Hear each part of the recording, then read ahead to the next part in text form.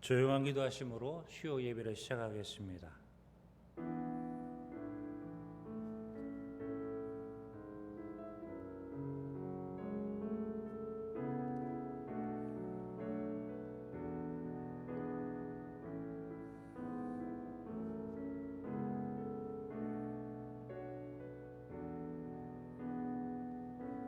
여호와는 나의 빛이요 나의 구원이시니 내가 누구를 두려워하리요.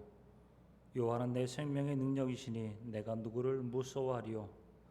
악인들이 내 살을 먹으려고 내게로 왔으나 나의 대적들 나의 원수들인 그들을 실족하여 넘어졌도다.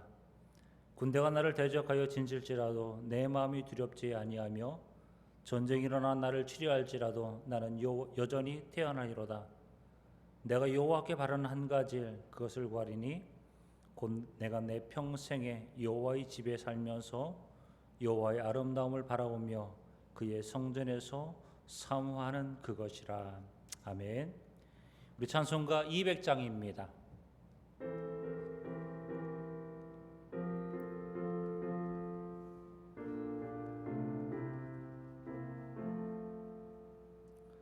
달고 묘한 그 말씀 생명의 말씀은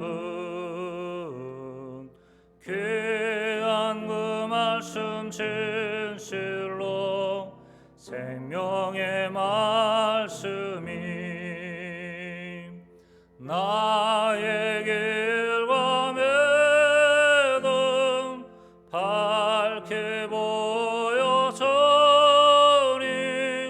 아름답고 귀한 말씀 생명샘이로다. 아름답고 귀한 말씀 생명샘이로다.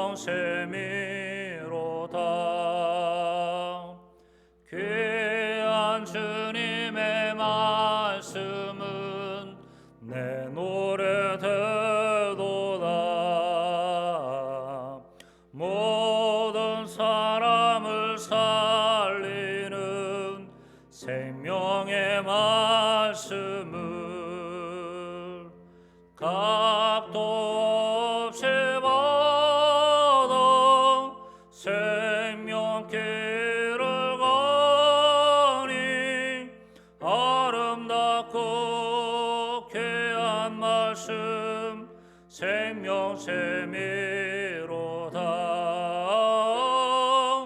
아름답고 귀한 말씀 생명샘이로다.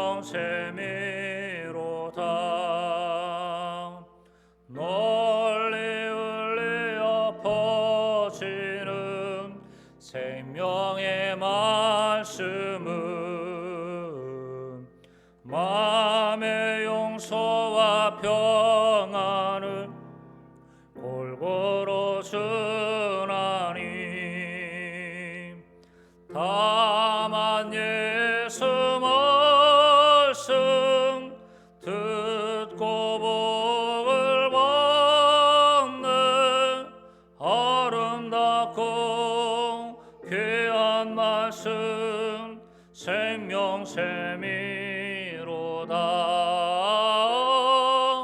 아름답고 귀한 말씀 생명샘이 1절만 다시 한번 찬양합니다. 달고 묘한 그 말씀 생명의 말씀은 귀한 그 말씀 진실로 생명의 말씀이 나의 길과 매듭 밝게 보여서니 아름답고 귀한 말씀 생명샘이로다.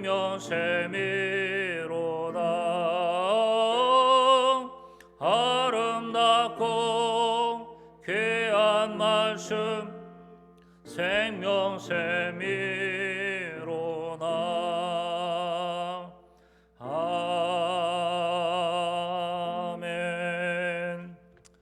시간 함께 나누실 하나님의 말씀은 출애굽기 15장 22절로 26절까지 있는 말씀입니다. 제가 주는 성경으로는 구약 성경 105페이지입니다. 출애굽기 15장 22절로 26절까지 있는 말씀입니다. 말씀 제가 봉독해 드리겠습니다. 15장 22절입니다. 모세가 홍해에서 이스라엘을 인도하며 그들이 나아서 수르 광야로 들어가서 거기서 사흘 길을 걸었으나 물을 얻지 못하고 마라 이르렀더니 그곳 물이 쏘서 마시지 못하겠으므로 그 이름을 마라라 하였더라. 백성이 모세에게 원망하여 이르되 우리가 무엇을 마실까 하매 모세가 여호와께 부르짖었더니 여호와께서 그에게 한 나무를 가르치시니 그 나무를 던지니 물이 달게 되었더라. 거기서 여호와께서 그들을 위하여 법도와 유례를 정하시고 그들을 시험하실세 이르시되 너희가 너희 하나님 나 여호와의 말을 듣고 순종하고 내가 보기에 의를 행하며 내 계명의 귀를 기울이며 내 모든 규례를 지키면 내가 애굽 사람에게 내린 모든 질병 중 하나도 너희에게 내리지 아니하리니 나는 너희를 치료하는 여호와임이라. 아멘. 사람들은 자기가 볼 수 있는 것만 본다라고 이야기합니다. 왜냐하면 자신이 서 있는 자리이기에서 보기 때문이라는 것이죠. 똑같은 것을 보더라도 서 있는 자리가 어느 곳에 있느냐에 따라서 다르게 보여진다라는 겁니다. 그러니까 모든 것을 다 보는 것이 아니라 그냥 보고 싶은 것만 본다라는 겁니다. 어떤 글을 보다 보니까 이런 글이 있어서 여러분에게 소개해 드리는데 한번 생각해 보십시오. 똑같은 집안일을 할지라도 사위가 집안일을 하는 걸 보면 기특하지만 아들이 집안일을 하는 걸 보면 못난이처럼 그렇게 보인다는 겁니다. 딸이 시집을 가서 딸을 낳으면 살림 미천이라고 말하지만 며느리가 딸을 낳으면 그래도 듬직한 건 아들이다라고 그렇게 말을 한다라는 것이죠. 아들이 살찌면 부은 것이고 사위가 살찌면 딸이 잘한 것이다라고 말합니다. 며느리는 남편에게 쥐어 살아야 하고 딸은 남편을 휘어잡고 살아야 한다라고 생각한다라고 그렇게 말을 합니다. 똑같은 거죠. 근데 내가 어느 편에 서느냐에 따라서 다르게 보여진다라는 사실입니다. 하나님이 이스라엘 백성을 애굽에 430년 동안 그 노예 생활하던 이스라엘 사람을 출애굽시키신 후에 출애굽기 14장에 보면은 홍해를 건너게 하시고 15장에 보면 우리가 이제 15장 22절부터 26절까지 말씀을 함께 나눴지만 15장에 있는 내용은 이제 이스라엘 민족이 하나님을 향해서 찬양하는 그런 내용이 나오게 됩니다. 출애굽했지만 곧바로 애굽의 사람들이 자신들을 쫓아온다라는 사실을 보고 두려워합니다. 그때 모세가 그런 말을 하죠. 너희는 가만히 있어서 하나님이 행하시는 것을 보라라고 그렇게 이야기를 합니다. 그리고 우리가 아시는 것처럼 홍해 바다를 가르시고 이스라엘 민족을 그 홍해를 건너게 하시고 난 다음에 당대 세계 제일의라고 군대라고 이야기했던 애국 군대를 홍해 바다에서 전멸시키시는 그런 모습을 이스라엘 사람은 목격하게 됩니다. 그리고 난 다음에 15장에 보면은 하나님을 찬양하는 그런 내용이 나오게 됩니다. 이제부터 그들의 삶은 하나님이 주인 되어 주시고 왕 되어 주시는 그런 삶을 살아갈 것이다. 그래서 그들의 앞날은 천국과 같은 그런 삶이 이어질 것이다라고 그들은 생각했는지도 모릅니다. 그리고 자신들을 그렇게 괴롭혔던 애굽 사람들이 홍해 바다에서 이렇게 전멸되는 그런 모습을 보면서 이제 더 이상 애굽에서의 노예 생활 같은 그런 고난은 없을 것이다라고 생각했는지도 모릅니다. 근데 곧바로 15장 우리가 읽으신 말씀 22절로 26절까지 말씀을 통해서 보면 홍해 바다를 건너고 난 다음에 이제 수르 광야길을 3일이라는 기간 동안 걷게 되는 그런 일이 벌어지게 됩니다. 이제 본격적인 것은 아니었죠. 사실 예비적인 것이었습니다. 광야 3일 길을 걷게 합니다. 근데 문제는 뭐냐면 그 3일 길을 걸어가는 동안 이제 애굽에서 나올 때 자신들이 가지고 갔었던 물도 있을 것이고 음식도 있었을 것인데 그런 것이 다 이제 없어지고 더 이상 먹을 것과 마실 것이 없는 그런 상태 속에서 3일의 광야길을 걷게 합니다. 그 3일의 광야길을 걸면서 그들은 하나님을 원망하고 불평하는 그런 일이 벌어지게 됩니다. 3일 전까지만 해도 하나님을 찬양했던 사람들이었습니다. 근데 그 3일이라는 시간을 버티지 못하고 하나님을 원망하고 모세를 원망하고 불평하는 그런 일들이 벌어지게 됩니다. 단지 3일이라는 그 숫자가 우리에게 주는 의미는 그냥 3일이다 라고 생각할 수가 있겠지만 이 3일의 문제는 어찌 보면 사나 죽으냐가 결정되어지는 그런 시간이었다라고 말할 수 있습니다. 말씀드렸던 것처럼 홍해 바다를 가르시고 또 애굽에서 10가지 재앙을 통해서 이스라엘 사람과 애굽 사람을 철저하게 이렇게 구분하셨던 하나님, 홍해 바다를 가르시고 이스라엘 민족을 건너게 하셨던 그 하나님, 그 하나님의 은혜를 기억했던 사람이었지만 그러나 어쩔 수 없이 3일이라는 시간 동안 마시지 못하고 먹지 못하는 그런 상태 속에서 인간이 죽고 사느냐의 그런 문제 앞에 나약한 인간의 모습을 우리가 다시 한번 보게 되는 것 같습니다. 성경에는 3일이라는 숫자를 의미하는 일들이 참 많죠. 대표적인 것이 우리가 너무 잘 아는 믿음의 조상이다라고 이야기했던 아브라함이 자신의 아들을 하나님 앞에 번제로 드리기 위해서 하나님께서 말씀하신 그 모리아 산을 향해서 나아가는 3일의 여정길이 있습니다. 그 3일의 길 동안 아브라함은 어떤 생각을 가지고 그 길을 걸었을까를 한번 성경은 정확히 우리에게 말씀해주고 있지는 않지만 그런 생각을 했을 것 같아요. 하나님 정말입니까? 내가 과연 이 아들을 드려야 됩니까?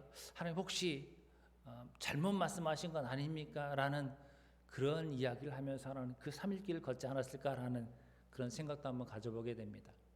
그리고 요나가 하나님의 말씀을 거역하고 자신의 멋대로 행했다가 결국은 바다에 빠지게 되죠.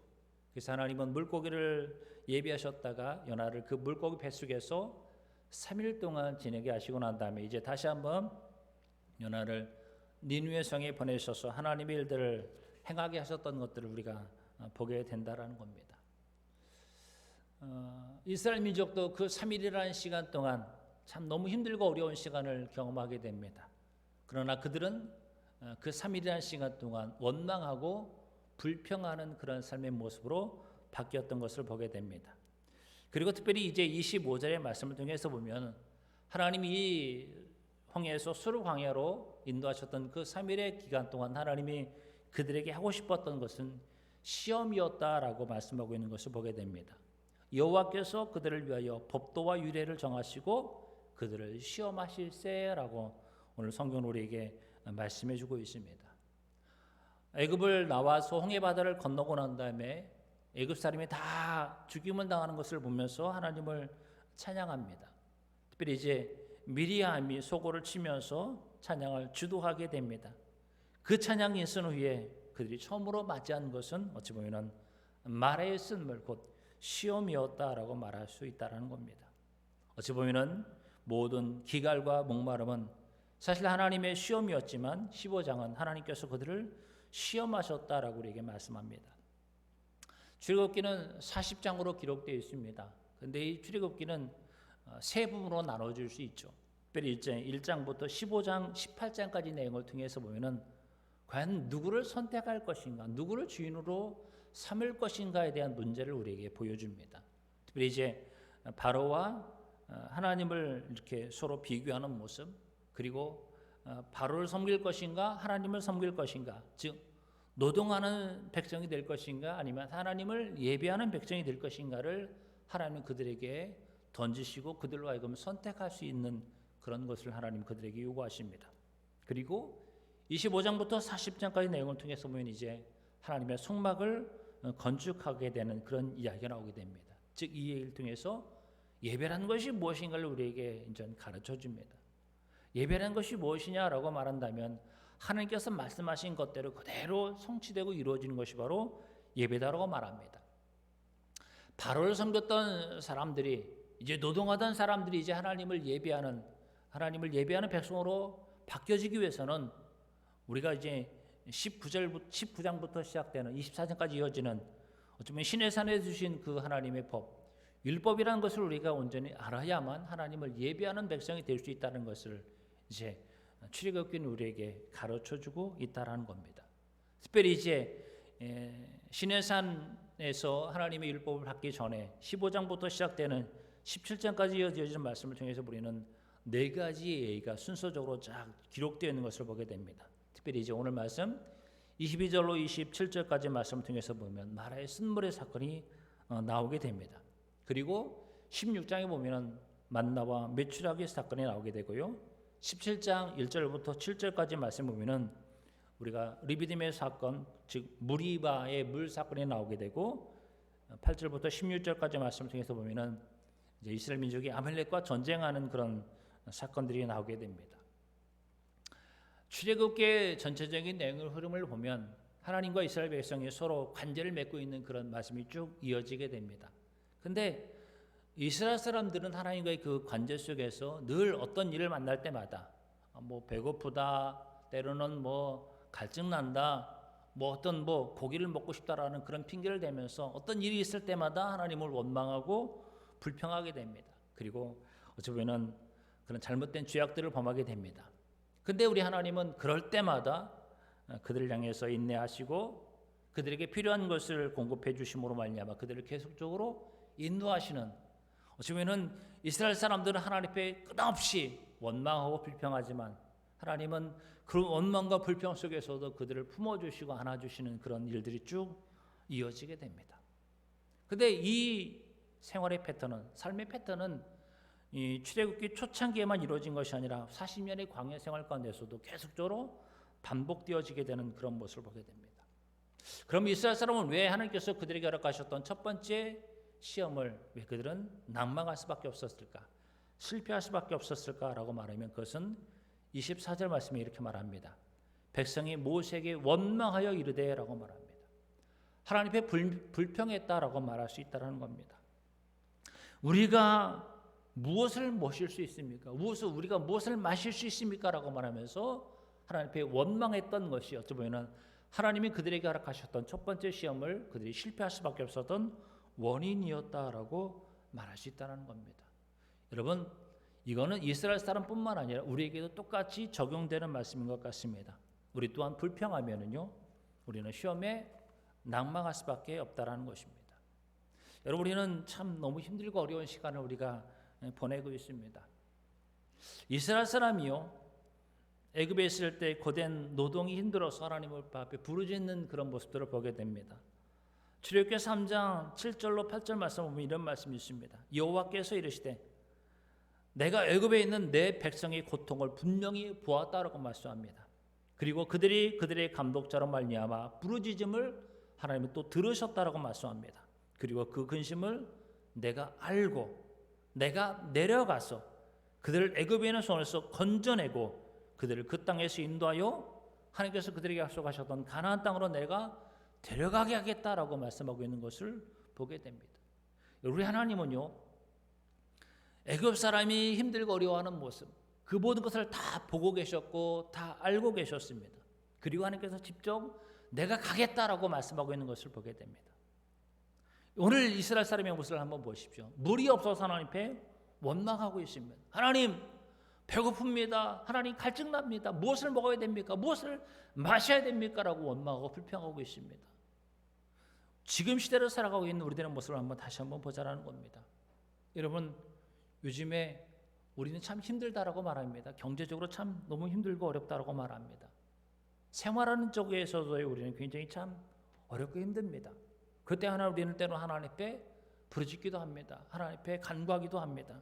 근데 여러분, 우리가 하나님 앞에 부르짖는 그 불평하고 원망하는 그런 것들이, 하나님, 내 생활적으로 힘들고 어렵습니다. 내가 삶적으로 참 너무 고달픕니다. 내가 하는 일들이, 내가 하는 사업과 내가 하는 직장이 참 힘들고 어렵습니다. 하나님, 이거 해결해 주세요라고 하나님이 부르짖고 기도하고 간구하는 것이 아니라, 하나님, 내가 예전엔 미처 알지 못했던 하나님을 예배하고 찬양하는 것이 얼마나 소중했는지를 알지 못했는데 내가 이 시간을 통해서 그런 것들을 깨닫게 하여 주시고, 내가 다시 한번 예전에 그 하나님을 향한 첫사랑과 열정을 회복할 수 있는 그런 마음을, 그런 믿음을 우리에게 허락해 주시옵소서라고 하나님 앞에 기도하고 간구하는 사람이 되어져야 된다는 것입니다. 그리고 믿음의 성도들과 함께 하나님의 제단에서 함께 모여서 성도 간의 아름다운 교제와 친교를 통해서 우리가 하나님께서 선택하신 하나님의 백성이라는 것을 다시 한번 경험하고 체험하고 하나님의 그 사랑과 은혜를 세상의 많은 사람에게 전하고 증거하지 못한다는 그 안타까운 마음을 가지고 우리는 하나님 앞에 기도할 줄 아는 그런 사람이 되어져야 되는데요. 그런 것들은 없이 그냥 살기 어렵다고 힘들다고 어렵다고 라는 그런 것 가지고 하나님 앞에 기도한다면 우리는 어찌 보면 하나님 앞에 오늘 본문에 넘어있는 이스라엘 사람과 똑같은 모습으로 하나님을 원망하고 불평하는 그런 삶의 모습이 될 수도 있다는 것입니다. 여러분, 이스라엘 사람은 원망했지만 적어도 이스라엘 사람이 인도했던 모세는 그들과 달랐습니다. 모세는 그런 상황 속에서 하나님 앞에 기도하게 됩니다. 25절에 이렇게 말하죠. 모세가 여호와께 부르짖었더니 하나님 앞에 기도합니다.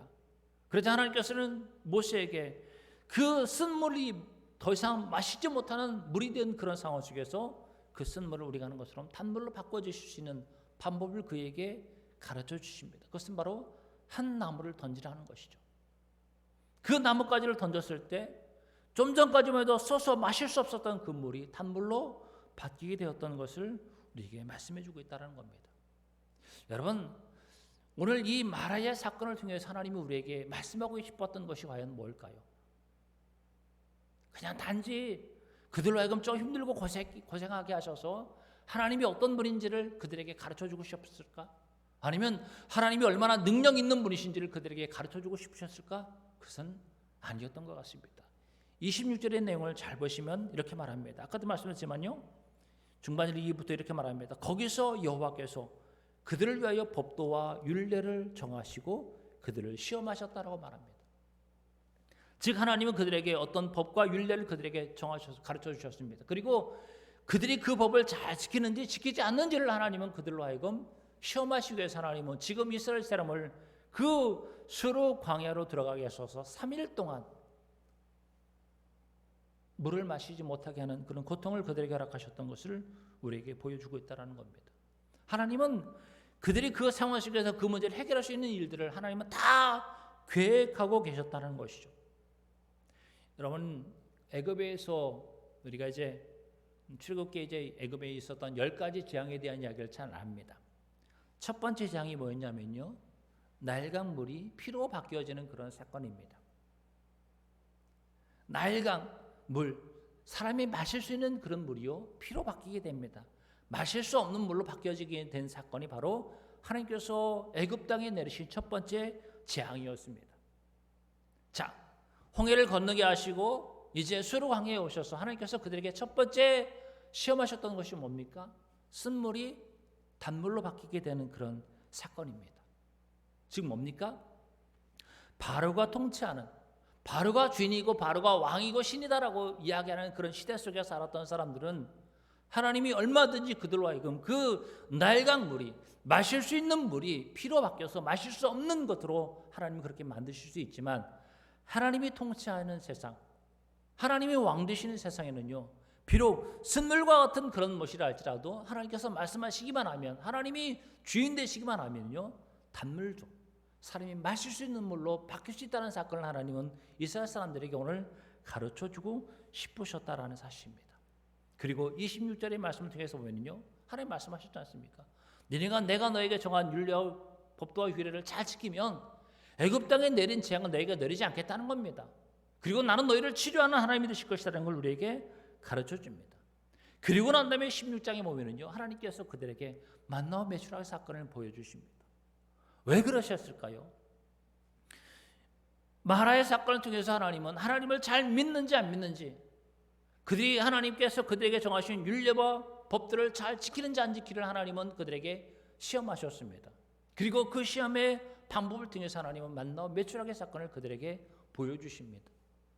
매일같이 한 사람이 나가서요, 오멜씩 거두게 합니다. 오멜이 한 2.1리터 정도 된다라고 말합니다.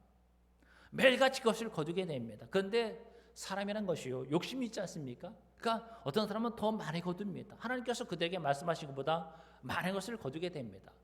많이 거둔 사람이 있다면 어떤 사람은 적게 거둔 사람이 분명히 있을 것입니다. 근데 성경에 보니까 뭐라고 말씀하셨냐면, 많이 거둔 사람은요, 그 다음날이 되면은 더 이상 먹을 수 없을 정도로 다 벌레가 들었다고 말하지 않습니까? 버릴 수밖에 없습니다. 그 다음 똑같이 가죠. 똑같이 많이 거둔 사람이 있었을 것입니다. 근데 그 다음날 되니까요, 먹을 수가 없는 것이 됩니다. 여러분, 그런 것들이 계속적으로 반복되다 보면요, 사람들이 어땠을 겁니까? 이제 많이 거두려고 하는 사람이 없을 거라는 것이죠. 그냥 적당히 내가 먹을 수 있는 만큼, 하나님께서 그들에게 말씀하셨던 것만큼 오롯이 거둘 겁니다. 그러니까 성경에 말씀하신 건 뭡니까? 많이 거둔 자도 남지 않고요, 적게 거둔 자도 부족함이 없었다라고 말하지 않습니까? 많이 거뒀으면요, 적게 거둔 사람에게 주는 겁니다. 그래서 이스라엘 사람은 그 40년의 시간 동안 먹고 마시는 문제, 그것에 대해서는 하나님께서 그들에게 주신 말씀대로 행함으로 말미암아 그들의 40년의 시간 동안 살게 됩니다. 근데요, 하나님은 이 일을 40년 동안 계속적으로 그들에게 반복하고 있는 것들을 우리에게 보여주고 있습니다. 오늘 우리에게도 하나님은 뭔가를 예비하고 계십니다. 때로는 우리를 어떻게 보면 연단하시고자, 때로 우리는 시험하시고자 우리를 시험하실 때가 얼마나 많은지 모릅니다. 그럴 때 우리는 하나님 앞에 이렇게 불평할 것 같습니다. 하나님의 세상을 주관하시고 다스린다고 하시는데 어찌해서 하나님 왜 제 사정을, 왜 교회의 사정을 하나님은 왜 몰라주십니까? 제 주위를 둘러보니 하나님의 살아계신 게 아니라 사탄이 다스리는 세상인 것 같습니다 라고 그렇게 말하고 있는 사람이 얼마나 많은지 모릅니다. 여러분, 광야의 삶을 좋아할 사람은 아무도 없습니다. 아니, 세상 살아가는 모든 사람의 삶의 모습을 볼 때도요, 광야가 없는 사람은 아무도 없습니다. 근데 그 광야의 삶을 살아가면서 광야를 보는 시각에 따라서, 반응에 따라 사람들의 삶의 모습이 우리가 소위 말하는 배가 망신한 사람도 있겠지만은요, 큰 성장의 기회로 삼는 사람들도 분명히 있더라는 겁니다. 이스라엘 왕의 가장 존경받는 성군이다라고 이야기하는 다윗도 여러 광야에서 오랫동안 연단받으면서 넓은 마음을 소유한 지혜로운 왕이 되었던 것을 보게 됩니다. 여러분, 이스라엘 사람이 그 홍해 건너서, 홍해에 나와서 서로 광야를 걸어가는 그 3일의 시간 동안, 아니 40년의 광야 생활을 지나서 이제 가나안에 들어갈 수 있었던 것처럼 위대한 믿음의 사람은 어쩌면 이런 광야 과정을 지나야만 하나님께서 우리에게 약속하셨던 그 가나안에 들어갈 수도 있고 열매를 맺을 수도 있다라는 겁니다. 우리가 광야 생활을 반드시 살아가야 된다면 그 삶 가운데 우리는 살아가야 되는 방법을 분명히 배워야 될 것입니다. 아니면 어찌 보면 우리는 그 광야 생활을 즐길 수 있는 법을 배워야 될 수도 있다라는 사실입니다. 애굽 사람이 이스라엘 사람이 애굽에서 430년의 그 종살이를 했으래도 그들은 나름대로 먹는 거, 마시는 거에 있어서는 그래도 광야 생활보다는 풍요부했는지도 모릅니다. 그러나 그들에게 그 애굽의 삶의 모습은요, 고통이었습니다. 아픔이었습니다. 고난이었습니다. 즉 바알을 위해 살아가는 삶, 하나님을 떠난 사람의 삶의 모습은요, 힘들고 어려운 것입니다. 그러나 그 삶 가운데서도 아무것도 없는 애굽으로, 광야로 하나님은 그들을 인도하여 주셨지만 그 광야 생활을 살아가는 동안 하나님은 그들에게 먹이시고 입히셨습니다. 그래서 말씀하시는 것처럼 아무것도 어려움 없이 하나님은 그 광야 40년의 시간을 하나님 이스라엘 사람에 살게 하셨던 것을 우리가 보게 됩니다.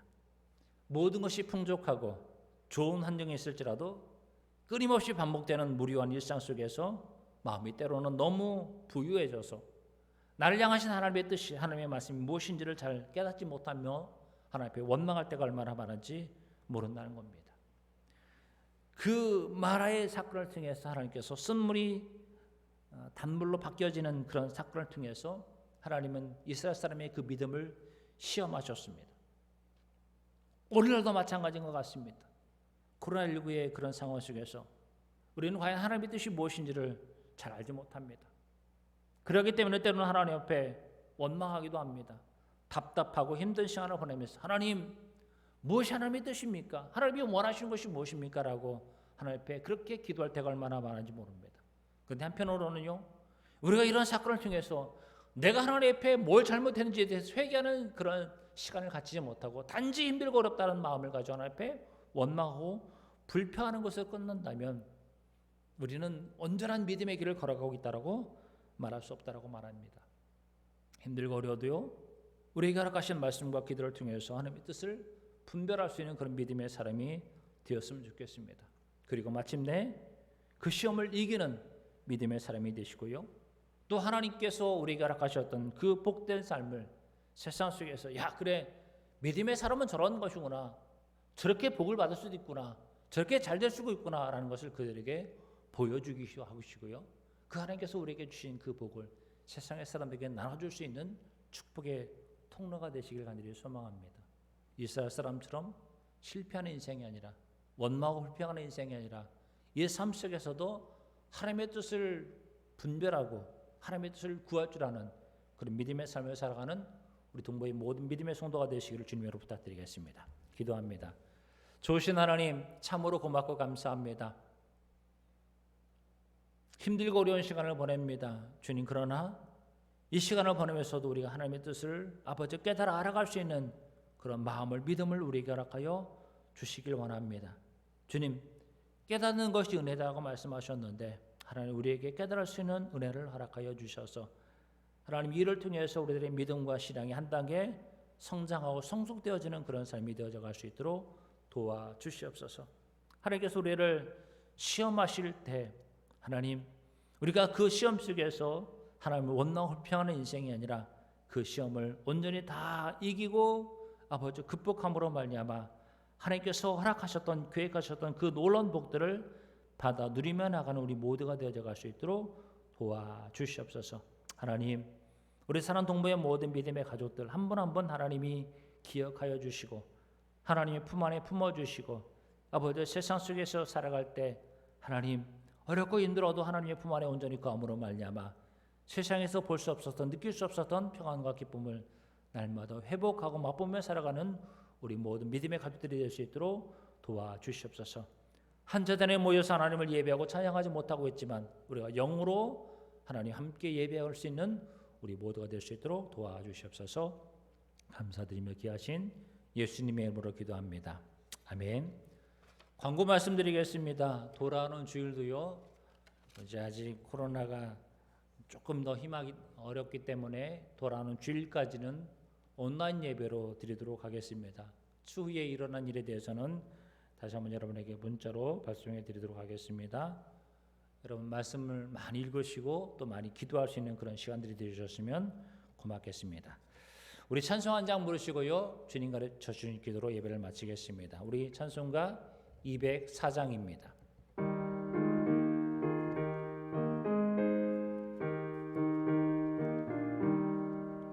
주의 말씀 듣고서 준행하는 자는 반석에 터닫고 집을 지은 같아 비가 오고 나며 바람 부딪혀도 반석 위에 세운 집 무너지지 않네. 잘 짓고 잘 지세 우리 집 잘 지세 만세 반석 위에다 우리 집 잘 지세 주의 말씀 듣고서 행치 않는 자는 모래 위에 터닫고 집을 지은 같아 비가 오고 물나며 바람 부딪힐 때 모래 위에 세운 집 크게 무너지네. 잘 짓고 잘 지세 우리 집 잘 지세 만세 반석 위에다 우리 집 잘 지세 세상 모든 사람들 집을 짓는 자니 반석 위가 아니면 모래 위에 짓네. 우리